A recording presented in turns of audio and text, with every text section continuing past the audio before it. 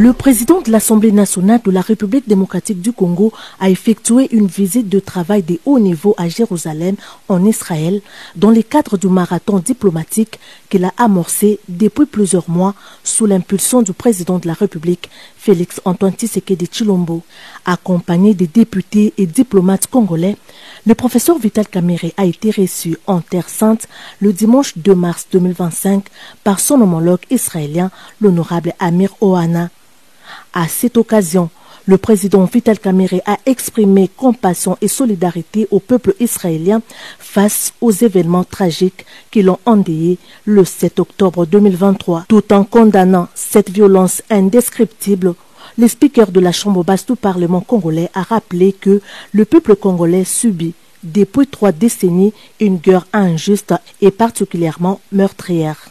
Le président Vital Kamerhe a précisé que les populations de l'Ituri, du Nord et du Sud Kivu, qui meurent par milliers et endurent d'atroces souffrances, méritent également les soutiens et l'attention du monde entier. Pour lui, la voix de la RDC devrait être portée non seulement par ses institutions, mais aussi par les pays amis, en particulier ceux qui, tout comme elle, connaissent la guerre et en mesurent les coûts humains, sociaux et économiques à l'image de l'Israël. Allusion a été faite à la violation de l'intégrité territoriale de la République démocratique du Congo par le Rwanda et ses supplétifs du M23 en cours dans la partie est du pays. Le message que je voudrais adresser au peuple israélien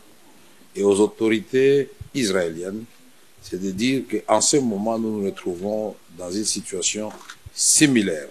sur le plan de la sécurité. Nous connaissons la guerre à l'est de la République démocratique du Congo, où nous avons des groupes terroristes, ADF Nalu, mais malheureusement, où nous connaissons aussi l'agression de la part de notre voisin du Rwanda. Notre détermination et la détermination du président de la République démocratique du Congo, Félix Antoine Tshisekedi Tshilombo, a toujours été la paix, la construction de la paix pour l'ensemble de la région des Grands Lacs,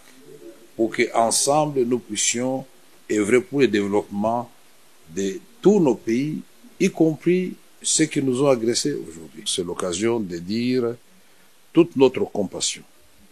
à nos populations de l'Est et toutes nos condoléances aux familles éprouvées. Beaucoup se sont posé la question de savoir pourquoi je ne l'avais pas encore fait.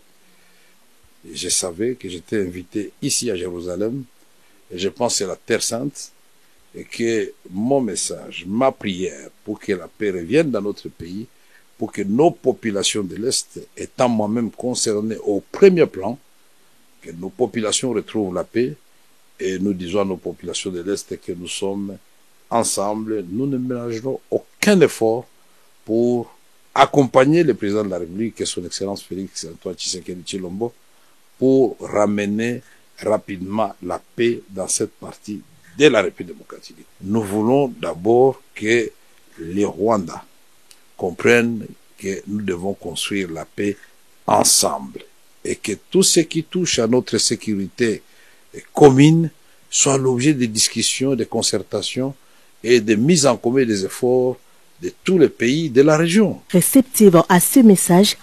la partie israélienne a exprimé sa volonté de s'engager aux côtés de la République démocratique du Congo dans les efforts visant à préserver son intégrité territoriale et à restaurer une paix durable dans la région des Grands Lacs. Le professeur Vital Kamerhe a salué la création au sein du Parlement israélien d'un groupe d'amitié RDC-Israël, le deuxième sur les continents après l'Éthiopie, dirigé par l'honorable Tchega Melakou du Likoud. Cet instrument de diplomatie parlementaire marque une étape importante dans la consolidation de la coopération entre les deux assemblées